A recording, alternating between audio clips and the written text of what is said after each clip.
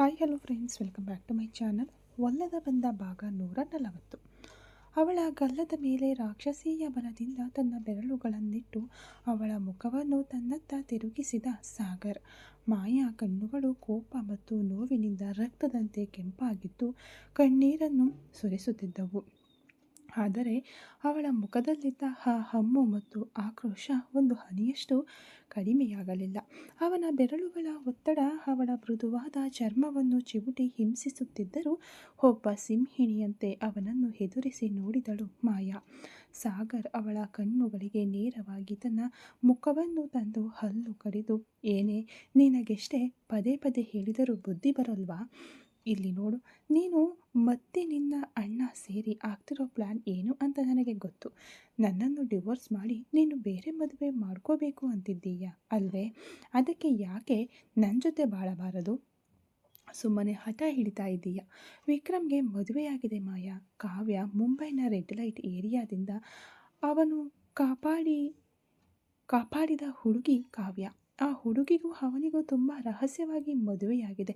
ಅವನ ಬಗ್ಗೆ ಎಲ್ಲ ವಿಷಯವೂ ನನಗೆ ಗೊತ್ತು ಮಾಯಾ ಅಂದಾಗ ಮಾಯಾ ಕಣ್ಣುಗಳು ಈ ಸತ್ಯವನ್ನು ಕೇಳಿ ಒಂದು ಕ್ಷಣ ಆಘಾತದಿಂದ ಅಗಲವಾದರೂ ಅವನ ನೋಟದ ತೀವ್ರತೆ ಕಡಿಮೆಯಾಗಲಿಲ್ಲ. ಸಾಗರ್ ಮುಂದುವರೆಸಿದ, ಇಲ್ಲಿ ನೋಡು, ಅಥರ್ವ ನನಗೆ ಶತ್ರು. ವಿಕ್ರಮ್ಗೂ ನನಗೂ ಯಾವುದೇ ಹಾಗೆತನವಿಲ್ಲ. ಆದರೆ ನೀನು ಅವನಿಗಾಗಿ ಹಠ ಹಿಡಿದು ಆಟವಾಡಿ ಕೊನೆಗೆ ಅವನನ್ನು ನಾನು ಮುಗಿಸಿ ಹಾಕುವ ಹಂತಕ್ಕೆ ತರಬೇಡ. ನಾನು ಇರಬೇಕಾದ ಜಾಗದಲ್ಲಿ ಇನ್ನೊಬ್ಬ ಇದ್ದರೆ ಅವನನ್ನು ಕೊಂದು ಹೆಣವನ್ನಾಗಿ ಮಾಡಿಬಿಡುತ್ತೇನೆ ಎಂದು ಆಕ್ರೋಶದಿಂದ ಬೆದರಿಸಿದ. ಅದನ್ನು ಕೇಳಿದ ಮರುಕ್ಷಣವೇ ತನ್ನ ಗಲ್ಲವನ್ನು ಹಿಡಿದಿದ್ದ ಅವನ ಕೈಗಳನ್ನು ತನ್ನೆಲ್ಲ ಬಲವನ್ನು ಒಟ್ಟುಗೂಡಿಸಿ ಕಷ್ಟಪಟ್ಟು ತಳ್ಳಿಬಿಟ್ಟಳು ಮಾಯಾ. ಅವನ ಬೆರಳುಗಳು ಒತ್ತಿದ್ದ ಜಾಗ ಕೆಂಪಗಾಗಿ ಊದಿಕೊಂಡಿತ್ತು. ತನ್ನ ಎರಡೂ ಕೆನ್ನೆಗಳನ್ನು ಕೈಗಳಿಂದ ಹಗುರವಾಗಿ ಸವರಿಕೊಳ್ಳುತ್ತಾ ಆ ಹಾಸಿಗೆಯಿಂದ ಮೆಲ್ಲಗೆ ಎದ್ದಳು. ಇಷ್ಟು ಹೊತ್ತು ಕೈಕಾಲುಗಳು ಹಗ್ಗದಿಂದ ಬಿಗಿಯಾಗಿ ಕಟ್ಟಲ್ಪಟ್ಟಿದ್ದರಿಂದ ಅವಳ ಕಾಲುಗಳಲ್ಲಿ ರಕ್ತ ಸಂಚಾರ ಸರಿಯಾಗಿ ಆಗದೆ ಸಣ್ಣ ನಡುಕ ಮತ್ತು ತಡವರಿಸುವಿಕೆ ಉಂಟಾಗಿ ಅವಳ ದೇಹ ತೂಗಾಡಿತು. ಮಾಯಾ ಸಮತೋಲನ ತಪ್ಪಿ ಕೆಳಗೆ ಬೀಳಲು ಹೋದ ಆ ಕ್ಷಣದಲ್ಲಿ ಸಾಗರ್ ತಟ್ಟನೆ ನೆಗೆದು ಅವಳ ನಡುವು ಹಿಡಿದು ಎತ್ತಿ ಹಿಡಿದ. ಅವನ ಕೈಗಳು ತನ್ನನ್ನು ಹಿಡಿದಿದ್ದರೂ ಮಾಯಾಗೆ ಯಾವುದೋ ಕುದಿಯುವ ಬೆಂಕಿಯ ಗುಂಡಿಯಲ್ಲಿದ್ದಂತೆ ಅನಿಸಿತು. ದೇಹ ಹುರಿದು ಹೋಯಿತು. ಅವಳ ಹೆಣ್ಣುತನಕ್ಕೆ ಅವನ ಸ್ಪರ್ಶ ಅಷ್ಟೊಂದು ಅಸಹ್ಯಕರವಾಗಿದ್ದರಿಂದ ತಟ್ಟನೆ ನಿಮಿರಿ ನಿಂತವಳು ತನ್ನ ಎರಡು ಕೈಗಳಲ್ಲಿದ್ದಷ್ಟು ಬಲದಿಂದ ಅವನ ಎದೆಗೆ ಜೋರಾಗಿ ಹೊಡೆದಳು. ಛೀ, ಕೈ ತೆಗೆಯೋ ಎಂದು ಕಿರುಚುತ್ತಾ ಅವನನ್ನು 2 ಅಡಿ ಹಿಂದೆ ತಳ್ಳಿದಳು ಮಾಯಾ. ಹೂವಿನಂತಿದ್ದ ಅವಳ ಕೈಗಳು ತನ್ನ ಎದೆಗೆ ಬಿದ್ದಿದ್ದಕ್ಕೆ ಸಾಗರ್ ಬಿದ್ದು ಹೋಗಲಿಲ್ಲ. ತನ್ನ ಮೇಲಿರುವ ಅವಳ ಅತಿಯಾದ ದ್ವೇಷ ಮತ್ತು ಅವಳ ತಳಮಳವನ್ನು ಕಂಡು ಲಘುವಾಗಿ ಗಾಳಿಯಲ್ಲಿ ತೇಲುವಂತೆ 2 ಕೈಗಳನ್ನು ಚಾಚಿ ವಾಲಿದ. ನಂತರ ನಿಮಿರಿ ನಿಂತು ತನ್ನ ಒಂದು ಹುಬ್ಬನ್ನು ಮೇಲಕ್ಕೆತ್ತಿ ಅವಳನ್ನು ಮೇಲಿಂದ ಕೆಳಗೆ ತನ್ನ ತೀಕ್ಷ್ಣ ನೋಟದಿಂದ ಅಳೆದ. ಪರವಾಗಿಲ್ವಲ್ಲ, ನನ್ನ ಹೆಂಡತಿಗೆ ಇಷ್ಟೊಂದು ಬಲ ಇದೆಯಾ ಎಂದು ತುಟಿ ಅಂಚಿನಲ್ಲಿ ಒಂದು ಗೇಲಿ ನಗುವನ್ನು ಬೀರುತ್ತಾ ಹೇಳನವಾಗಿ ಕೇಳಿದ. ಮಾಯಾ ಅವನ ಮುಖದ ಎದುರು ಬೆರಳು ತೋರಿ ಬೆಂಕಿಯ ಜ್ವಾಲೆಯಂತೆ ಸಿಡಿದು ಬಿದ್ದಳು. ಏನೋ ಅಂದ್ಕೊಂಡಿದ್ದೀಯಾ ನಿನ್ನ ಮನಸ್ಸಲ್ಲಿ? ಇಲ್ಲಿ ನೋಡು, ಅಥರ್ವ ನನಗೆ ಶತ್ರುನೇ. ಅವನ ಹತ್ತಿರ ನಾನು ಸೋಲಬಾರದು ಅನ್ನೋ ಒಂದೇ ಕಾರಣಕ್ಕಾಗಿ ತಾನೇ ನಿನ್ನ ಹತ್ತಿರ ಬಿಸ್ನೆಸ್ ಡೀಲ್ ಇಟ್ಕೊಂಡಿದ್ದು. ಅಲ್ಲಿಯವರೆಗೂ ನೀನು ಯಾರು ಅಂತ ಕೂಡ ನನಗೆ ಗೊತ್ತಿರಲಿಲ್ಲ. ಯಾವುದೇ ಬೆಂಬಲವಿಲ್ಲದೆ, ಯಾರಿಂದಲೂ ರಾ ಮೆಟೀರಿಯಲ್ ಸಿಗದೆ ಹುಚ್ಚಿಯಂತೆ ನಾನು ರಸ್ತೆಯಲ್ಲಿ ನಿಂತಾಗ ದೇವರಂತೆ ಬಂದು ನೀನು ನನಗೆ ಸಹಾಯ ಮಾಡಿದೆ ಅಂತ ನಿನ್ನನ್ನು ನಾನು ಮನಸಾರೆ ನಂಬಿದೆನೋ, ಅದನ್ನು ಮೀರಿ ನಿನ್ನ ಹತ್ತಿರ ಒಂದು ಮಾತು ಕೂಡ ಹೆಚ್ಚಿಗೆ ಮಾತನಾಡಿದ್ದಿಲ್ಲ ಅಂತ ಅವಳ ಎದೆಯಲ್ಲಿದ್ದ ಅಷ್ಟೂ ಆಕ್ರೋಶ ಮಾತುಗಳಾಗಿ ಹೊರಚೆಲ್ಲಿದವು. ಆದರೆ ನೀನೇನು ಮಾಡಿದೆ? ನೀನೇ ನಮ್ಮ ಅಪ್ಪನ ಹತ್ತಿರ ಮಾತನಾಡಿ ನನಗೆ ಗೊತ್ತಿಲ್ಲದೆ ನಿಶ್ಚಿತಾರ್ಥಕ್ಕೆ ಏರ್ಪಾಡು ಮಾಡಿ ನನ್ನನ್ನು ಮುಂಬೈಗೆ ಬರುವಂತೆ ಮಾಡಿದೆ. ಸರಿ, ನಿನಗೆ ನಾನು ಇಷ್ಟವಾಗಿತ್ತು. ನಿನಗೆ ನನ್ನ ಬಗ್ಗೆ ಗೊತ್ತಿರಲಿಲ್ಲ. ನೀನು ಏರ್ಪಾಡು ಮಾಡಿದೆ ಅಂತಾನೆ ಇಟ್ಕೊಳ್ಳೋಣ. ಆದರೆ ನಾನು ವಿಕ್ರಮ್ನನ್ನು ಪ್ರಾಣಕ್ಕಿಂತ ಹೆಚ್ಚಾಗಿ ಪ್ರೀತಿಸುತ್ತಿದ್ದೇನೆ ಅಂತ ನಿನ್ನ ಕಾಲಿಗೆ ಬೀಳದೆ ಒಂದೇ ಕೊರತೆಯಲ್ಲಿ ಗಿಂಜ್ಕೊಂಡು ಹತ್ತೆನಲ್ಲ. ಆಗ ಯಾಕೋ ನಿನಗೆ ಮನಸ್ಸು ಕರಗಲಿಲ್ಲ. ಹಾಗಾದರೆ ಆ ಜಾಗದಲ್ಲಿ ನೀನು ನನ್ನ ಮನಸ್ಸನ್ನು ನೋಡಲಿಲ್ಲ ತಾನೇ? ಬರೀ ನಿನ್ನ ಸ್ವಾರ್ಥವನ್ನಷ್ಟೇ ನೋಡಿದೆ. ಒಂದು ವೇಳೆ ನನ್ನ ಮನಸ್ಸನ್ನು ನೀನು ನೋಡಿದ್ದರೆ ನನ್ನನ್ನು ಹೀಗೆ ಬಲವಂತಪಡಿಸ್ತಾ ಇದೆಯಾ ಅಂದಾಗ ಸಾಗರ್ ಮೌನವಾಗಿ ಅವಳ ಮಾತುಗಳ ತೀವ್ರತೆಯನ್ನು ಕೇಳುತ್ತಾ ನಿಲ್ಲಲು ಮಾಯಾ ಕಣ್ಣೀರಿನಿಂದ ಕಿರುಚಿದಳು. ಸರಿ, ಅದನ್ನು ಬಿಡು. ನಿನ್ನ ಜೊತೆ ಬಾಳುವುದಕ್ಕಿಂತ ಸಾಯುವುದು ಮೇಲು ಅಂತ ಹೇಳಿ ನಾನು ವಿಷ ತಿಂದೆನಲ್ಲೋ. ಈ ಪ್ರಪಂಚದಲ್ಲೇ ಅತ್ಯಂತ ದೊಡ್ಡ ಪಾಪ ಏನು ಗೊತ್ತಾ? ತನ್ನ ಪ್ರಾಣವನ್ನು ತಾನೇ ತೆಗೆದುಕೊಳ್ಳಲು ಮುಂದಾಗುವುದು. ಆ ಮಟ್ಟಿಗೆ ನನ್ನ ಮನಸ್ಸು ಹೊಡೆದು ಹೋಗಿ ನಾನು ವಿಷ ಕುಡಿದೆ. ಅಂಥವಳಿಗೆ ನಿನ್ನ ಸ್ವಾರ್ಥಕ್ಕಾಗಿ ತಾನೇ ತಾಳಿ ಕಟ್ಟಿದೆ ಹೇಳು. ಅದರಲ್ಲಿ ಎಲ್ಲಿಯೋ ಇದೆ ಪ್ರೀತಿ. ಹಾಗಾದರೆ ನಾನು ಒಂದು ವೇಳೆ ಸತ್ತು ಹೋಗಿದ್ದರೆ ಕೂಡ ನನ್ನ ಹೆಣದ ಜೊತೆ ಸಂಸಾರ ಮಾಡಿ ಆಮೇಲಷ್ಟೇ ನನ್ನನ್ನು ಹೂಳುತ್ತಿದ್ದೀಯ ತಾನೇ ಎಂದು ಅವಳು ಹೇಳಿ ಮುಗಿಸಿದ ಮರುಕ್ಷಣವೇ ಪಠಾರ್ ಎಂಬ ಭೀಕರ ಶಬ್ದ ಆ ಕೊಠಡಿಯನ್ನು ನಡುಗಿಸಿತು. ಸಾಗರ್ನ ರಾಕ್ಷಸ ಕೈ ಅವಳ ಮೃದುವಾದ ಕೆನ್ನೆಗೆ ಬಲವಾಗಿ ಬಿದ್ದಿತು. ಆ ಏಟಿನ ವೇಗವನ್ನು ತಾಳಲಾರದೆ ನಿಂತ ನೆಲದಲ್ಲೇ ಕುಸಿದು ಸುರುಳಿ ಸುತ್ತಿ ನೆಲದ ಮೇಲೆ ಬಿದ್ದಳು ಮಾಯಾ. ಅವಳ ತುಟಿ ಅಂಚಿನಲ್ಲಿ ಸಣ್ಣಗೆ ರಕ್ತ ಸೋರಿತು. ಸಾಗರ್ ಅವಳತ್ತ ಕೈಗಳನ್ನು ಚಾಚಿ ಕಿವಿ ಚುಚ್ಚುವಂತೆ ಕಿರುಚಿದ. ಕೊಂದು ಬಿಡುತ್ತೇನೆ ನಿನ್ನನ್ನು. ಈ ಸಾಗರ್ನ ಬಗ್ಗೆ ಪೂರ್ತಿಯಾಗಿ ತಿಳಿಯದೆ ರೌಡಿ ಥರ ಮಾತನಾಡಿದರೆ ನಿನ್ನನ್ನು ಕೊಂದು ಇಲ್ಲೇ ಹೂತು ಹಾಕಿಬಿಡುತ್ತೇನೆ. ಏನೇ ದೊಡ್ಡ ದೇಹ ದೇಹ. ನಿನಗೊಬ್ಬಳಿಗೆ ಮಾತ್ರ ದೇಹ ಇದೆಯಾ? ಸೌಂದರ್ಯ ಇದೆಯಾ? ಈ ಪ್ರಪಂಚದಲ್ಲಿ ಎಷ್ಟು ಹುಡುಗಿಯರಿದ್ದಾರೆ. ನಾನು ಅಂದುಕೊಂಡರೆ ಯಾವ ಹುಡುಗಿಯನ್ನು ಬೇಕಾದರೂ ಮದುವೆಯಾಗಬಲ್ಲೆ. ಅವಳ ಜೊತೆ ಸಂಸಾರ ಮಾಡಿ ಮಗುವನ್ನು ಪಡೆಯಬಲ್ಲೆ. ಅದಕ್ಕಿಂತ ಹೆಚ್ಚಾಗಿ ಲವ್ ಅಂತ ನನ್ನ ಹಿಂದೆ ಸುತ್ತಿದವರಲ್ಲಿ ಎಷ್ಟು ಜನ ಜೊತೆ ಬೇಕಾದರೂ ನಾನು ಇರಬಹುದಿತ್ತು. ಆದರೆ ನನ್ನ ಮನಸ್ಸಿನಲ್ಲಿ ಒಂದು ಘನತೆ ಇತ್ತು. ನನ್ನ ಜೀವನದಲ್ಲಿ ಯಾವುದೇ ಹುಡುಗಿಯನ್ನು ಒಂದು ಕ್ಷಣವೂ ನಾನು ಕೆಟ್ಟದಾಗಿ ಯೋಚಿಸಿ ನೋಡಿದ್ದಿಲ್ಲ ಅನ್ನುತ್ತಾ ಅವನು ಉಸಿರೆಳೆದುಕೊಳ್ಳುತ್ತಾ ಅವಳ ಬಳಿ ಬಾಗಿ ಕಿರುಚಿದ. ಅಂತಹ ನನ್ನ ಪವಿತ್ರ ಮನಸ್ಸಿಗೆ ಬಂದ ರಾಕ್ಷಸಿ ಕಣೆ ನೀನು. ಯಾವತ್ತೂ ನೀನು ನನ್ನ ಮನಸ್ಸಿಗೆ ಬಂದೆಯೋ ಆವತ್ತೇ ನನ್ನ ನೆಮ್ಮದಿಯೆಲ್ಲವಾಯಿತು. ನಿನಗಾಗಿ ಮಾತ್ರವೇ ಕಣೆ ನಿನ್ನನ್ನು ನಾನು ಮದುವೆಯಾಗಿದ್ದು. ದೊಡ್ಡ ದೇಹ ಇದನ್ನು ಬಿಟ್ಟು ನಿನಗೆ ಬೇರೇನೂ ಗೊತ್ತಿಲ್ವಾ ಹೇಳು? ಜಸ್ಟ್ 1 ಅವರ್ ನಿನ್ನ ಜೊತೆ ಬೆಡ್ ಮೇಲಿದ್ದರೆ ನನಗೆ ಎಲ್ಲವೂ ಸರಿಯಾಗಿ ಬಿಡುತ್ತಾ? ಅದೊಂದೇ ಜೀವನಾನ? ಅದಕ್ಕೆ ನಾನು ನಿನ್ನ ಕತ್ತಿಗೆ ತಾಳಿ ಕಟ್ಟಬೇಕಾದ ಅಗತ್ಯವಿರಲಿಲ್ಲ ಮಾಯಾ. ಮುಂಬೈನಲ್ಲಿ ನನ್ನ ರಕ್ಷಣೆಯಲ್ಲಿ ನನ್ನ ಮನೆಯಲ್ಲಿದ್ದ ನಿನ್ನನ್ನು ಜಸ್ಟ್ ಒಂದೇ ಒಂದು ನೈಟ್ ಯೂಸ್ ಮಾಡಿ ಎಸೆದು ಬಿಡಬಹುದಿತ್ತು ಎಂದು ಹಲ್ಲು ಕಡಿದನು. ನಾನೇನು ಒಳ್ಳೆಯವನಲ್ಲ.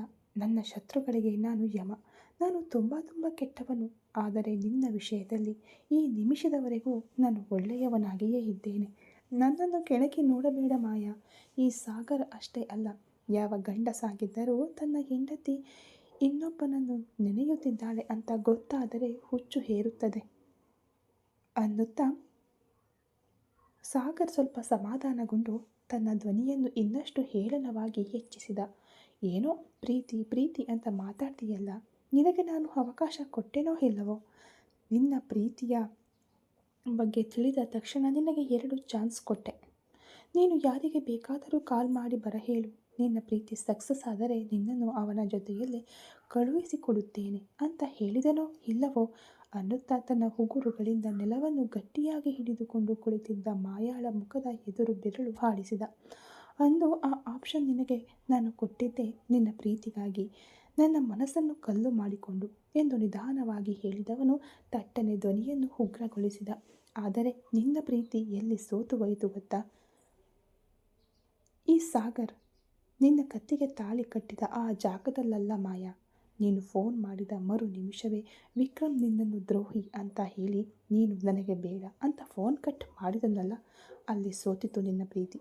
ಅದಕ್ಕಿಂತ ಹೆಚ್ಚಾಗಿ ನಿನ್ನ ಪ್ರೇಮಿಗಿಂತಲೂ ನಿನ್ನ ಪ್ರೇಮಿಯ ಅಣ್ಣ ಅಂದರೆ ಸಾಕ್ಷಿದಾರನ ಕಾಲಿಗೆ ಬೀಳುವುದಕ್ಕಿಂತ ಹಾಗೆ ಇದ್ದವನ ಕಾಲಿಗೆ ಬೀಳುವುದು ಎಷ್ಟೋ ಮೇಲು ಅಂದುಕೊಂಡು ನಿನ್ನ ಅಹಂಕಾರವನ್ನು, ನಿನ್ನ ಹಗೆತನವನ್ನು, ನಿನ್ನ ಸ್ವಾಭಿಮಾನವನ್ನು ಎಲ್ಲವನ್ನು ಬಿಟ್ಟು ನಿನ್ನ ಪ್ರೀತಿಗಾಗಿ ನೀನು ಅಥರ್ವಗೆ ಕಾಲ್ ಮಾಡಿ ಹೇಳಿದೆಯಲ್ಲ, ಅಲ್ಲಿ ಆ ಜಾಗದಲ್ಲಿ ಅವನು ಮಾತ್ರ ನಿನ್ನ ನಿಜವಾದ ಪ್ರೀತಿಯನ್ನು ಅರ್ಥ ಮಾಡಿಕೊಂಡು ಒಂದು ವೇಳೆ ನಿನಗಾಗಿ ಮಾತನಾಡಿದ್ದರೆ ಆ ಜಾಗದಲ್ಲಿ ನಿನ್ನ ಪ್ರೀತಿ ಗೆಲ್ಲುತ್ತಿತ್ತು. ಖಂಡಿತವಾಗಿಯೂ ನಿನ್ನ ಸಂತೋಷಕ್ಕಾಗಿ ನಿನ್ನನ್ನು ಬಿಟ್ಟು ಬಿಡುತ್ತಿದ್ದೆ. ಆದರೆ ಅಲ್ಲೂ ಸೋತಿತ್ತು. ಏನೋ ನಾನೇ ಅಪರಾಧಿ, ನಿನ್ನ ಪ್ರೇಮಿಯಿಂದ ನಿನ್ನನ್ನು ಬಲವಂತವಾಗಿ ಬೇರ್ಪಡಿಸಿದೆ ಅನ್ನೋ ಥರ ಓವರಾಗಿ ಸೀನ್ ಹಾಕ್ಬೇಡ ಮಾಯಾ. ನಿನಗೆ ನಾನು ಕೊಟ್ಟ ಚಾನ್ಸ್ ಮುಗಿಯಿತು, ಅದರಲ್ಲಿ ನೀನು ಸೋತೆ. ನನ್ನ ಪ್ರೀತಿಯನ್ನು ಕಳೆದುಕೊಳ್ಳಲು ನಾನು ಬಯಸುವುದಿಲ್ಲ. ಮದುವೆಗೆ ಏರ್ಪಾಡು ಮಾಡಿದಾಗ ನೀನು ಪಾಯ್ಸನ್ ತಿಂದ ಆ ಜಾಗದಲ್ಲಿ ನಿನ್ನನ್ನು ಹಾಗೆಯೇ ಸಾಯಲು ಬಿಡಲು ನನಗೆ ಎಷ್ಟು ಹೊತ್ತು ಬೇಕಾಗುತ್ತಿತ್ತು. ಆದರೆ ನಾನು ಅದನ್ನು ಮಾಡಲಿಲ್ಲ. ನಿನ್ನ ಕತ್ತಿಗೆ ತಾಳಿ ಕಟ್ಟಿ ನನ್ನ ಹೆಂಡತಿ ಅನ್ನೋ ಹಕ್ಕಿನಿಂದ ನಿನ್ನನ್ನು ಎತ್ಕೊಂಡು ಹೋಗಿ ಹಾಸ್ಪಿಟಲ್ನಲ್ಲಿ ಅಡ್ಮಿಟ್ ಮಾಡಿ ನಿನಗಾಗಿ ಒಂದು ನಾಯಿಯಂತೆ ಬಾಗಿಲಲ್ಲಿ ನೀನು ಕಣ್ಣು ತೆರೆಯುವವರೆಗೂ ಕಾಯುತ್ತಿದ್ದೆ ಅನ್ನುತ್ತಾ ಸಾಗರ್ ಅವಳ ಮುಖಕ್ಕೆ ಇನ್ನಷ್ಟು ಹತ್ತಿರ ಬಂದು ಎಚ್ಚರಿಸಿದ. ಈಗಲೂ ಹೇಳುತ್ತಿದ್ದೇನೆ, ನಿನ್ನ ಸಮ್ಮತಿ ಇಲ್ಲದೆ ನಿನ್ನನ್ನು ನಾನು ಮುಟ್ಟುವುದಿಲ್ಲ. ಅದೇ ಸಮಯದಲ್ಲಿ ಹೀಗೆಯೇ ನನ್ನ ಪ್ರಾಣ ವಿಕ್ರಮ್, ನನ್ನ ಪ್ರೀತಿ ದೈವಿಕವಾದದ್ದು. ಕೊನೆಯವರೆಗೂ ನನ್ನ ಪ್ರೇಮಿಯನ್ನೇ ನೆನೆಯುತ್ತೇನೆ, ನಿನ್ನ ಬಗ್ಗೆ ಯೋಚಿಸುವುದಿಲ್ಲ ಅಂತ ಹೇಳುತ್ತಲೇ ಇದ್ದರೆ ನನ್ನನ್ನು ಒಂದು ನಿಮಿಷವೂ ನೀನು ಮರೆಯಲಾಗದ ಮಟ್ಟಿಗೆ ನಾನು ಮೃಗವಾಗಿ ಬದಲಾಗುತ್ತೇನೆ. ಅದಾದ ಮೇಲೆ ನಿನಗೆ ಅದನ್ನು ತಡೆದುಕೊಳ್ಳಲು ಸಾಧ್ಯವಿಲ್ಲ ಮಾಯಾ. ನಿನ್ನ ಅಹಂಕಾರ, ನಿನ್ನ ಹಮ್ಮು, ಒಬ್ಬ ಹೆಣ್ಣಾಗಿದ್ದರೂ ಧೈರ್ಯವಾಗಿ ಹೋರಾಡಿ ಬಿಸ್ನೆಸ್ನಲ್ಲಿ ಗೆಲ್ಲುವ ನಿನ್ನ ಇಚ್ಛಾಶಕ್ತಿಯನ್ನು ಎಲ್ಲವನ್ನು ನಾನು ರಸಿಸುತ್ತೇನೆ ಕಣೆ. ಅದನ್ನೆಲ್ಲ ನಿನ್ನಿಂದ ಕಸಿದುಕೊಂಡು ನಿನ್ನ ರೆಕ್ಕೆಗಳನ್ನು ಮುರಿದು ನಿನ್ನನ್ನು ಪಂಜರದಲ್ಲಿ ಬಂಧಿಸಬೇಕು ಅಂತ ನಾನು ಅಂದುಕೊಂಡಿಲ್ಲ. ನಿನ್ನ ಬಿಸ್ನೆಸ್ಗಾಗಿ ಮುಂಬೈನಲ್ಲಿರುವ ನನ್ನಿಷ್ಟು ಬಿಸ್ನೆಸ್ಸನ್ನು ಬಿಟ್ಟು ನಾನು ಇಲ್ಲಿಗೆ ಬಂದಿದ್ದೇನೆ. ಅದನ್ನು ಮೊದಲು ಅರ್ಥ ಮಾಡಿಕೊ ಅಂದ. ಅವನು ಆಡಿದ ಮಾತುಗಳಿಗೆ ಅವಳ ಬಳಿ ಯಾವುದೇ ಉತ್ತರವಿರಲಿಲ್ಲ. ಇವತ್ತು ವಕೀಲರ ಆಫೀಸ್ಗೆ ಹೋಗಿದ್ದೀಯ ನನ್ನನ್ನು ಡಿವೋರ್ಸ್ ಮಾಡುವುದಕ್ಕೆ. ನಿನ್ನ ಪ್ರೇಮಿ ವಿಕ್ರಮ್ ಈಗ ಒಬ್ಬ ಹುಡುಗಿಗೆ ಗಂಡ. ಅವನು ನಿನ್ನ ಬಗ್ಗೆಯೆಲ್ಲ ಒಂದು ಕ್ಷಣವೂ ಯೋಚಿಸುತ್ತಿಲ್ಲ. ಅವನು ತನ್ನ ಹೆಂಡತಿಯ ಹಿಂದೆಯೇ ಸುತ್ತುತ್ತಿದ್ದಾನೆ. ಅವಳನ್ನು ಇನ್ನೂ ತನ್ನ ಮನೆಗೂ ಕರೆದುಕೊಂಡು ಹೋಗಿಲ್ಲ. ಆ ಹುಡುಗಿಗೂ ಅವನಿಗೂ ನಡೆದ ಮದುವೆಯ ವಿಷಯ ಆ ಹುಡುಗಿಯ ಮನೆಯಲ್ಲಿರುವವರಿಗೆ ಗೊತ್ತಿಲ್ಲ. ಆಮೇಲೆ ಇನ್ನೊಂದು ವಿಷಯ, ಆ ಹುಡುಗಿಯ ಅಕ್ಕ ಭಾವ ಎಲ್ಲರೂ ಮುಂಬೈನಲ್ಲಿದ್ದಾರೆ. ಆ ಹುಡುಗಿಯ ಭಾವ ಕೆಲಸ ಮಾಡುವುದು ನನ್ನ ಆಫೀಸ್ನಲ್ಲೇ ಎಂದ ತಕ್ಷಣ ವೇಗವಾಗಿ ಮುಖ ಮೇಲಕ್ಕೆತ್ತಿ ನೋಡಿದಳು ಮಾಯಾ. ಸಾಗರನ ಮುಖದಲ್ಲಿ ಒಂದು ವಿಷಕಾರಿ ನಗು ಹರಡಿತು. ನಿನ್ನ ವಿಕ್ರಮ್ ಸಂತೋಷವಾಗಿರಬೇಕಲ್ವಾ? ಒಂದು ವೇಳೆ ಆ ಹುಡುಗಿಯ ಮನೆಗೆ ಈ ರಹಸ್ಯ ಮದುವೆಯ ವಿಷಯ ಗೊತ್ತಾದರೆ ಅದಾದ ಮೇಲೆ ಅಲ್ಲಿ ಏನೆಲ್ಲ ನಡೆಯುತ್ತದೆ ಗೊತ್ತಾ? ಅದು ವಿಕ್ರಮ್ಗೆ ಕೂಡ ಗೊತ್ತಿಲ್ಲ, ನನಗೆ ಗೊತ್ತು. ಅವನ ಜೀವನವನ್ನು ಹಾಳು ಮಾಡುವುದು ನನ್ನ ಉದ್ದೇಶವಲ್ಲ. ಅವನ ಲೈಫನ್ನು ಅವನು ನೋಡಿಕೊಂಡು ಹೋಗಲಿ, ಅದು ಅವನ ಸಮಸ್ಯೆ. ಆದರೆ ಒಂದು, ನೀನು ನನಗೆ ಸೇರಿದವಳು, ಅದನ್ನು ಮಾತ್ರ ಯಾವುದೇ ಕಾರಣಕ್ಕೂ ಮರೆಯಬೇಡ ಎಂದು ತನ್ನ ಮಾತನ್ನು ಮುಗಿಸಿದ ಸಾಗರ್ ಕೊನೆಯ ಆದೇಶವನ್ನು ಹೊರಡಿಸಿದ. ಇಲ್ಲಿ ನೋಡು, ನಾಳೆ ಬೆಳಿಗ್ಗೆ ಮುಂಬೈ ಫ್ಲೈಟ್. ನಾನು ಮುಂಬೈಗೆ ಹೋಗುತ್ತಿದ್ದೇವೆ. ಅಲ್ಲಿ ಒಂದು ಪ್ರಮುಖ ಫಂಕ್ಷನ್ ಇದೆ. 1 ವೀಕ್ ಅಲ್ಲೇ ಇರಲಿದ್ದೇವೆ. ನನ್ನ ಮನೆಯಲ್ಲಿರುವ ಯಾರೊಬ್ಬರಿಗೂ ನಿನ್ನ ಈ ಅಡಗದ ಅಹಂಕಾರ ಗೊತ್ತಾಗಬಾರದು. ಅಲ್ಲಿ ನೀನು ನನಗೆ ಹೆಂಡತಿಯಾಗಿ ಮಾತ್ರವೇ ನಡೆದುಕೊಳ್ಳಬೇಕು. ಅದನ್ನು ಬಿಟ್ಟು ಅವರ ಎದುರು ಮುಖ ಸೊಟ್ಟಗೆ ಮಾಡಿಕೊಂಡು ನನ್ನನ್ನು ಅಸಹ್ಯಪಡಿಸಬೇಕು ಅಂತ ಅಂದುಕೊಂಡರೆ ಆಮೇಲೆ ಏನು ಬೇಕಾದರೂ ಆಗಬಹುದು. ಅದಕ್ಕೆ ನಾನು ಗ್ಯಾರಂಟಿ ಇಲ್ಲ ಎಂದು ಖಡಕ್ಕಾಗಿ ಹೇಳಿ ಸಾಗರ್ ಹಾಗೆಯೇ ಅಲ್ಲಿದ್ದ ಭವ್ಯವಾದ ಸೋಫಾದಲ್ಲಿ ಹೊರಗೆ ಕುಳಿತ. ಅವನ ಎದೆ ಆಕ್ರೋಶದಿಂದ ವೇಗವಾಗಿ ಏರಿ ಇಳಿಯುತ್ತಿತ್ತು.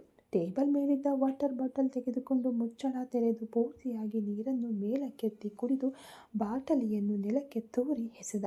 ಕಣ್ಣುಗಳನ್ನು ಮುಚ್ಚಿಕೊಂಡು ತನ್ನ 2 ಕೈಗಳನ್ನು ಸೋಫಾದ ಪಕ್ಕದಲ್ಲಿ ಚಾಚಿ ಹಾಗೆಯೇ ವಾಲಿದ.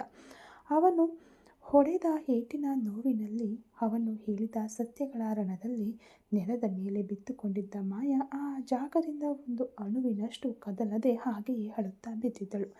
ಅವಳ ಜಗತ್ತು ಕತ್ತಲಾಗಿ ಹೋಗಿತ್ತು.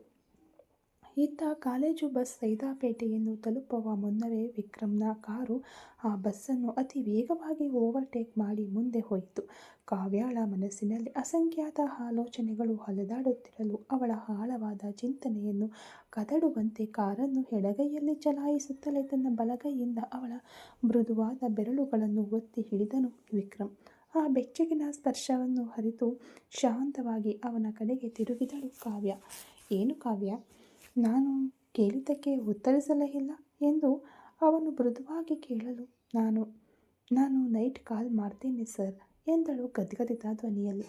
ಓಕೆ ಕಾವ್ಯ, ಹೆದರಬೇಡ, ನೀನು ನನ್ನ ವೈಫ್. ಅದಕ್ಕಿರುವ ಸಂಪೂರ್ಣ ಹಕ್ಕು ನಿನಗಿದೆ.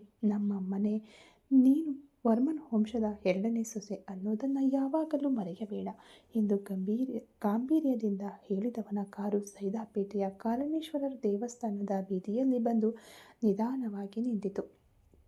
ಕಾರಿನ ಬಾಗಿಲು ತೆಗೆಯುತ್ತಾ ಅವನನ್ನು ನೋಡಿದವಳು, ನಾನೇ ನಿಮಗೆ ಕಾಲ್ ಮಾಡುತ್ತೇನೆ ಎಂದು ಹೇಳಿ ಕೆಳಗೆ ಇಳಿದಳು.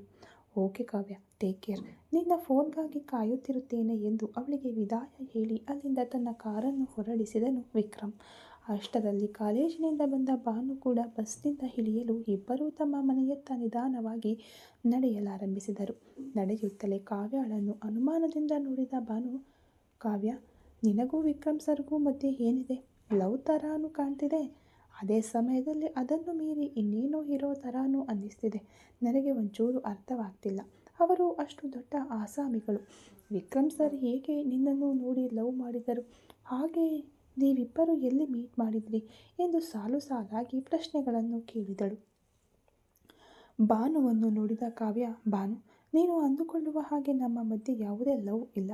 ಸುಮ್ಮನೆ ಕಲ್ಪನೆ ಮಾಡಿಕೊಳ್ಳಬೇಡ. ನಾಳೆ ನೋಡೋಣ ಎಂದವಳು ತುಸು ವೇಗವಾಗಿ ಹೆಜ್ಜೆ ಹಾಕಿ ಮುಂದೆ ನಡೆದಳು. ಇವಳಿಗೆ ಏನಾಯಿತು ಏಕಾಏಕಿ ಎಂದು ಯೋಚಿಸುತ್ತಲೇ ಅವಳ ಹಿಂದೆಯೇ ಓಡಿ ಬಂದ ಭಾನು, ನಿಲ್ಲೆ, ನಾನು ಒಂದು ಕೇಳಿದರೆ ನೀನು ಏನೇನೋ ಉತ್ತರ ಹೇಳಿ ಹೋಗ್ತಾ ಇದೀಯ. ಕಾವ್ಯ, ನಿನ್ನಲ್ಲಿ ತುಂಬ ಬದಲಾವಣೆ ಕಾಣ್ತಿದೆ ಕಣೆ ಎಂದು ಮತ್ತೆ ತಡೆದು ಕೇಳಿದಳು. ಕಾವ್ಯ ಬೇಸರದಿಂದ, ಅವರು ನನ್ನನ್ನು ಲವ್ ಮಾಡ್ತೀನಿ ಅಂತ ಹೇಳಿದ್ದಾರೆ. ನಾನು ಯೋಚಿಸುತ್ತೇನೆ ಅಂತ ಹೇಳಿದ್ದೇನೆ. ಸಾಕಾ? ಮನೆಯ ಹತ್ತಿರ ಬಂದಾಯಿತು. ದಯವಿಟ್ಟು ಏನು ಕೇಳಿ ಟೆನ್ಷನ್ ಮಾಡಬೇಡ. ಬಾಯ್ ಎಂದು ರೇಗಿ ವೇಗವಾಗಿ ಮನೆಯೊಳಗೆ ಹೋಗಿ ಮರೆಯಾದಳು. ಮನೆಯೊಳಗೆ ಹೋದ ತಕ್ಷಣ ಕಾವ್ಯ, ನ್ಯೂ ಇಯರ್ ದಿನ ದೇವಸ್ಥಾನಕ್ಕೆ ಹೋಗೋಣ ಅಂತ ನಮ್ಮ ಬೀದಿಯಲ್ಲಿರುವ ಎಲ್ಲರೂ ನಿರ್ಧಾರ ಮಾಡಿದ್ದೀವಮ್ಮ ಎಂದು ಸಂತೋಷದಿಂದ ಹೇಳಿದರು ಅವಳ ಅಮ್ಮ. ಆದರೆ ಕಾವ್ಯ ಮುಖ ಸಿಂಡರಿಸಿ, ಅಮ್ಮ, ಇದು ನನಗೆ ಫೈನಲ್ ಇಯರ್. ಊರು ಸುತ್ತೋಕೆಲ್ಲ ನನಗೆ ಸಮಯವಿಲ್ಲ. ನೀವೆಲ್ಲರೂ ಹೋಗಿ ಬನ್ನಿ, ನನಗೆ ಓದೋದು ಬಹಳಷ್ಟಿದೆ ಎಂದು ಸಿಡುಕಿನಿಂದ ಹೇಳಿ ತನ್ನ ಕೋಣೆಯೊಳಗೆ ಹೋಗಲು ಮುಂದಾದಳು. ಏನಿದು ಏಕಾಏಕಿ ಜವಾಬ್ದಾರಿ ಉಕ್ಕಿ ಹರಿಯುತ್ತಿದೆ? ಒಂದೇ ದಿನ ತಾನೇ, ಏನೂ ತೊಂದರೆ ಇಲ್ಲ. ಎಲ್ಲರೂ ಸೇರಿ ವ್ಯಾನ್ ಹಿಡಿದುಕೊಂಡೇ ಹೋಗ್ತಾ ಇದ್ದೀವಿ. ನೀನು ಬರದಿದ್ದರೆ ಹೇಗೆ? ಹೋಗಿ ಬರೋಣ ಬಿಡು ಎಂದು ತಾಯಿ ಮತ್ತೆ ಒತ್ತಾಯಿಸಿದರು. ಕಾವ್ಯ ತಟ್ಟನೆ ತಿರುಗಿ, ಅಮ್ಮ, ಹೇಳಿದರೆ ಅರ್ಥವಾಗಲ್ವಾ? ನಾನು ತುಂಬ ಓದಬೇಕು. ನಿನ್ನ ಸ್ಟೂಡೆಂಟ್ಸ್ಗೆ ಮಾತ್ರ ಅಲ್ಲಿ ತಿರುಗಾಡಬಾರದು, ಇಲ್ಲಿ ತಿರುಗಾಡಬಾರದು, ಸರಿಯಾಗಿ ಓದಬೇಕು ಅಂತ ಬುದ್ಧಿ ಹೇಳ್ತೀಯಲ್ಲ. ನಿನ್ನ ಮಗಳಿಗೆ ಮಾತ್ರ ಏನಂತೆ? ಓದೋ ಹುಡುಗಿಯನ್ನು ಕೆಡಿಸುತ್ತಾ ಎಂದು ಗೊಣಗುತ್ತಲೇ ಒಳಗೆ ಹೋಗಿ ಬಾಗಿಲನ್ನು ಡಮಾರ್ ಎಂದು ಹಾಕಿಕೊಂಡಳು. ಏನೋ ಗೊತ್ತಿಲ್ಲಪ್ಪ, ಇವಳಿಗೆ ಜವಾಬ್ದಾರಿ ಸ್ವಲ್ಪ ಜಾಸ್ತಿನೇ ಆಗಿದೆ. ಏನೋ ಸರಿ ಇಲ್ವಲ್ಲ ಎಂದು ಗೊಂದಲದಿಂದ ಯೋಚಿಸುತ್ತಲೇ ಅಡುಗೆ ಮನೆಗೆ ಹೋದರು ಕಾವ್ಯಾಳ ಅಮ್ಮ. ಇತ್ತ ವಿಷ್ಣುವಿನ ಮನೆಯಲ್ಲಿ ಹೇಳಲೇ ಇಲ್ಲ. ನನ್ನನ್ನು ಕಾಣದೆ ಅಲ್ಲಿ ಹುಡುಕುತ್ತಿರುತ್ತಾರೆ.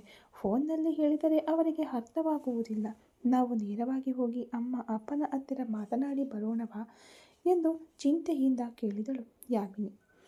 ವಿಷ್ಣು ನಿಟ್ಟುಸಿರು ಬಿಡುತ್ತಾ, ಈಗಾಗಲೇ ನಿಮ್ಮ ಅಮ್ಮ ಅಪ್ಪ ನನ್ನ ಮೇಲೆ ತುಂಬ ಕೋಪದಲ್ಲಿದ್ದಾರೆ ಯಾಮಿನಿ.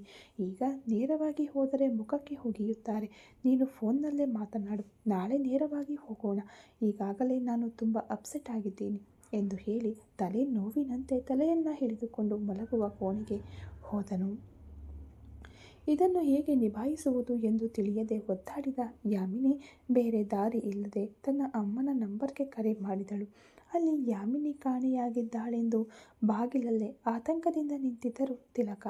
ಒಳಗೆ ಫೋನ್ ಬಾರಿಸುವ ಶಬ್ದ ಕೇಳಿ ಓಡಿ ಬಂದು ಟೇಬಲ್ ಮೇಲಿದ್ದ ಫೋನ್ ತೆಗೆದವರು ಪರದೆಯ ಮೇಲೆ ಯಾಮಿನಿ ಎಂಬ ಹೆಸರು ಹೊಳೆಯುತ್ತಿರುವುದನ್ನು ನೋಡಿ ಮನೆಗೆ ಬರಬೇಕಾಗಿದ್ದವಳು ಈಗ ತಾನೇ ಫೋನ್ ಮಾಡ್ತಿದ್ದಾಳೆ. ಯಾವುದಾದರೂ ದೇವಸ್ಥಾನಕ್ಕೆ ಹೋಗಿದ್ದಾಳೋ ಏನೋ ಎಂದು ಯೋಚಿಸುತ್ತಲೇ ಫೋನ್ ಅಟೆಂಡ್ ಮಾಡಿದರು. ಏನೇ ಯಾಮಿನಿ, ಮನೆಗೆ ಬರೋಕೆ ಟೈಮ್ ಆಯಿತು, ಇನ್ನೂ ನೀನು ಕಾಣ್ತಿಲ್ವಲ್ಲ ಅಂತ ಗಾಬರಿಯಾಗಿ ನಾನು ಬಾಗಿಲಲ್ಲೇ ನೋಡ್ತಿದ್ದೀನಿ. ನೀನೇನೋ ಆರಾಮವಾಗಿ ಫೋನ್ ಮಾಡ್ತಾ ಇದ್ದೀಯಾ? ಯಾವುದಾದರೂ ದೇವಸ್ಥಾನಕ್ಕೆ ಹೋಗಿದ್ದೀಯಾ ಎಂದು ಆತಂಕದಿಂದ ಕೇಳಿದರು.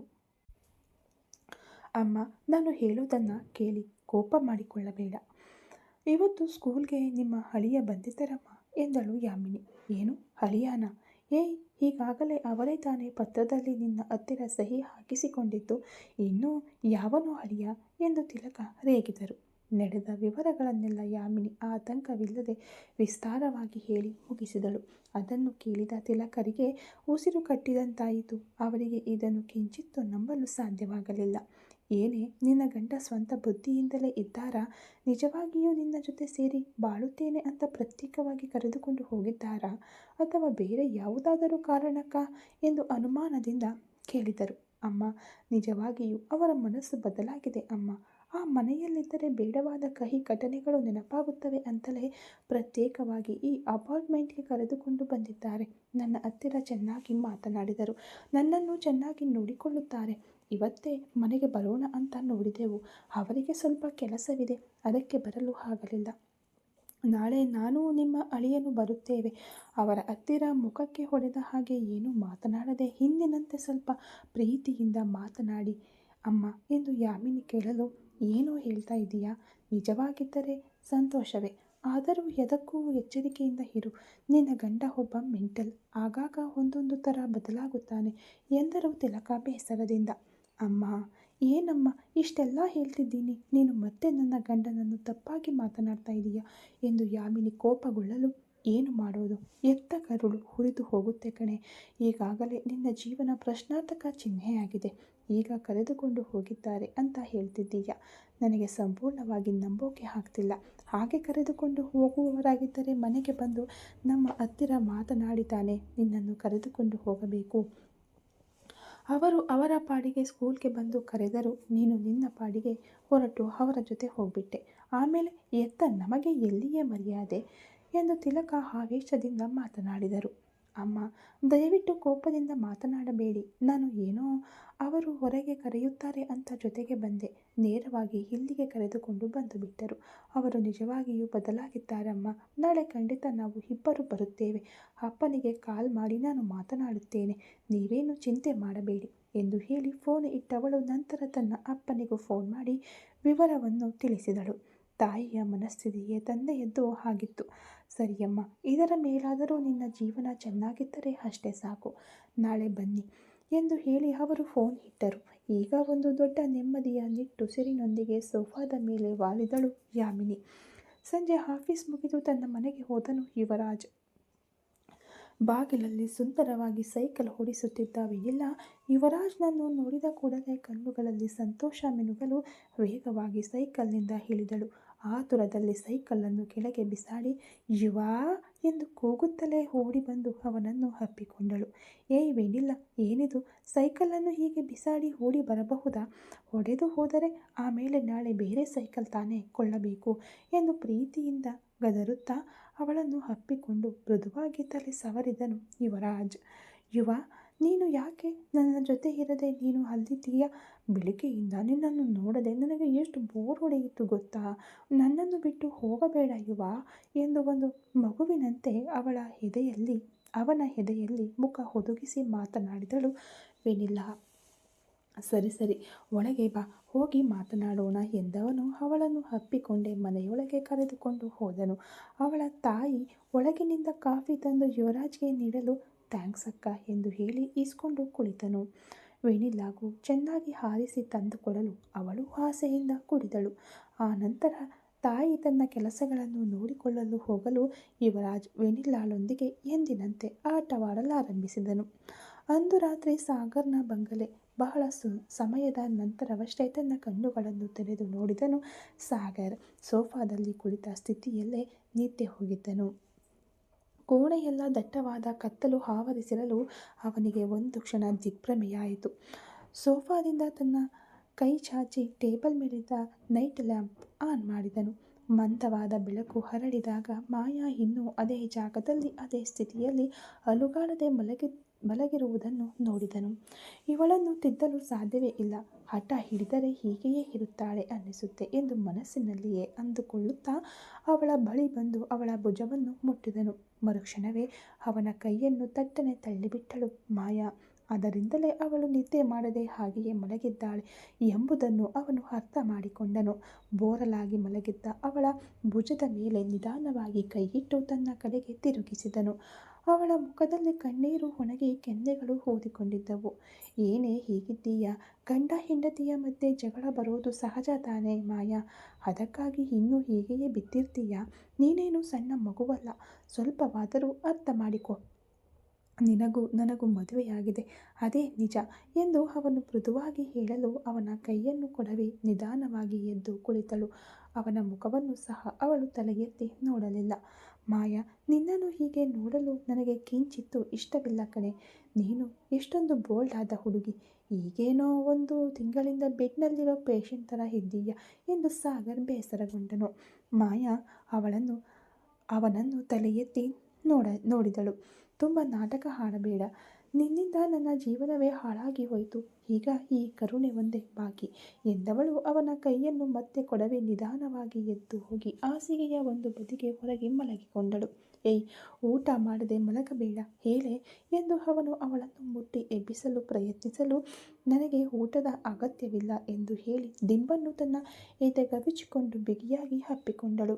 ನಿನಗೆ ಹಸಿವಿಲ್ಲದಿದ್ದರೆ ನನಗೇನೆ, ನನಗೆ ತುಂಬ ಹಸಿವಾಗ್ತಿದೆ ಎಂದವನು ಕೋಪದಿಂದ ಕೆಳಗೆ ಹೋದನು. ಸ್ವಲ್ಪ ಸಮಯದ ನಂತರ ಹೋಟೆಲ್ನಲ್ಲಿ ಆರ್ಡರ್ ಮಾಡಿದ್ದ ಬಿಸಿ ಬಿಸಿ ಊಟ ಬರಲು ಅದನ್ನು ತೆಗೆದುಕೊಂಡು ಮೇಲಕ್ಕೆ ಬಂದನು. ವಾಟರ್ ಬಾಟಲ್ ತೆಗೆದು ಟೀಪಾಯ್ ಮೇಲಿಟ್ಟನು. ಬಿರಿಯಾನಿ ಪಾರ್ಸೆಲ್ ಬಿಚ್ಚಿಟ್ಟನು. ಮಾಯಾ, ಹೇಳು, ಊಟ ಮಾಡು ಎಂದು ಅಧಿಕಾರಯುತವಾಗಿ ಕರೆಯಲು ನನಗೆ ಬೇಡ ಅಂತ ಹೇಳಿದೆ ತಾನೆ ಎಂದು ಅವಳ ಧ್ವನಿ ಖಚಿತವಾಗಿ ಬಂತು. ಈಗ ಮರ್ಯಾದೆಯಿಂದ ಎದ್ದು ಬಂದು ನೀನಾಗಿ ತಿಂತೀಯಾ ಇಲ್ಲ ಎಂದು ಅವನು ಬೆದರಿಸಲು ಶುರು ಮಾಡಲು ಬಾಯಿ ಮುಚ್ಚೋ ಎಂದು ಕಿರುಚಿದಳು ಮಾಯಾ. ನಿನಗಂತೂ ಆತ್ಮಸಾಕ್ಷಿಯೇ ಇಲ್ವಲ್ಲ. ಆಮೇಲೆ ನಾನು ದೊಡ್ಡ ಒಳ್ಳೆಯವನ ಥರ ನನಗೆ ಊಟವೆಲ್ಲ ತಂದಿರ್ತೀಯ. ಇಲ್ಲಿ ನೋಡು, ನಿನ್ನನ್ನು ನೋಡಿದರೇನೆ ನನಗೆ ಅಸಹ್ಯವಾಗ್ತಿದೆ. ಬೆಳಿಗ್ಗೆ ಮುಂಬೈ ಫ್ಲೈಟ್ ಅಂತ ಹೇಳಿದೆ ತಾನೆ. ಕಿಡ್ನ್ಯಾಪ್ ಮಾಡಿಕೊಂಡು ಹೋಗು, ನಿನ್ನ ಮನೆಯಲ್ಲಿ ಇಟ್ಕೊಂಡು ನನ್ನನ್ನು ಚಿತ್ರಹಿಂಸೆ ಮಾಡು. ಯಾಕೆಂದರೆ ಅಲ್ಲಿ ಕೇಳೋಕೆ ಯಾರೂ ಇರಲ್ವಲ್ಲ ಎಂದು ಆಕ್ರೋಶದಿಂದ ಮುಖ ತಿರುಗಿಸಿಕೊಂಡಳು. ನಿನ್ನ ಹತ್ತಿರ ಮಾತನಾಡಿ ಪ್ರಯೋಜನವಿಲ್ಲ ಮಾಯಾ. ನಿನಗೆ ಹೇಳಿ ಅರ್ಥ ಮಾಡಿಸಲು ಸಾಧ್ಯವಿಲ್ಲ. ನನ್ನ ಜೊತೆ ಬಾಳಿ ತಿಳಿದುಕೋ ಎಂದವನು ತನಗಾಗಿ ಇಟ್ಟುಕೊಂಡಿದ್ದ ಬಿರಿಯಾನಿ ಪಾರ್ಸಲ್ ತೆಗೆದುಕೊಂಡು ಶಾಂತವಾಗಿ ತಿನ್ನಲಾರಂಭಿಸಿದನು. ಮಾಯಾ ಬಹಳ ಹೊತ್ತು ಮೌನವಾಗಿ ಕಣ್ಣೀರಿನೊಂದಿಗೆ ಮಲಗಿದ್ದಳು. ಸ್ವಲ್ಪ ಹೊತ್ತಿನಲ್ಲಿ ಸಾಗರ್ ಊಟ ಮುಗಿಸಿ ಬಂದು ಮಲಗಿದ್ದ ಅವಳನ್ನು ಲೀಲಾಜಾಲವಾಗಿ ತನ್ನ ಕೈಗಳಲ್ಲಿ ಎತ್ತಿಕೊಂಡನು. ಏನೋ ಮಾಡ್ತಾ ಇದೀಯಾ ಎಂದು ಆಘಾತ ಮತ್ತು ಭಯದಲ್ಲಿ ಅವಳು ಕಿರುಚಿದಳು. ಊಟ ಮಾಡಲ್ಲ ಅಂತ ಹೇಳಿದೆಯಲ್ಲ, ಆಮೇಲೆ ನಿನಗೆ ಇಲ್ಲಿ ಏನೇ ಕೆಲಸ? ಬಾ, ಈಗಲೇ ನಮ್ಮ ಫಸ್ಟ್ ನೈಟ್ ಮುಗಿಸಿಬಿಡೋಣ ಎಂದು ಅವನು ಅವಳ ಮುಖದ ಹತ್ತಿರ ಬಾಗಿ ಬೆದರಿಸಿದನು. ಬಿಟ್ಟು ತೊಲಗೋ ಎಂದು ಮಾಯಾ ಭಯದಲ್ಲಿ ತನ್ನ ಕಾಲುಗಳನ್ನು ಒದ್ದಾಡಿಸಿದಳು. ಹಾಗಾದರೆ ಮರ್ಯಾದೆಯಿಂದ ಊಟ ಮಾಡಿ ಮಲಗೆ ಎಂದು ಅವನು ಗುಡುಗಲು, ಇವನ ದೌರ್ಜನ್ಯದ ಹಿಂಸೆ ತಾಳಲಾರದೆ ಬೇರೆ ದಾರಿ ಇಲ್ಲದೆ ಒದ್ದಾಡಿದ ಮಾಯಾ ತನಗೆ ಇಷ್ಟವಾದ ಬಿರಿಯಾನಿಯನ್ನು ಸಹ ಅತ್ಯಂತ ದ್ವೇಷದಿಂದಲೇ ತಿಂದು ಮುಗಿಸಿದಳು. ಆ ನಂತರ ಸಾಗರ್ ಹೋಗಿ ಮಲಗಲು ಅವಳು ಅದೇ ಹಾಸಿಗೆಯ ಮರುಬದಿಯಲ್ಲಿ ಮೂಲೆಗೆ ಸರಿದು ಮಲಗಿಕೊಂಡಳು. ಈ ಕಥೆ ಇನ್ನು ಮುಂದುವರಿಯುವುದು. Thank you so much.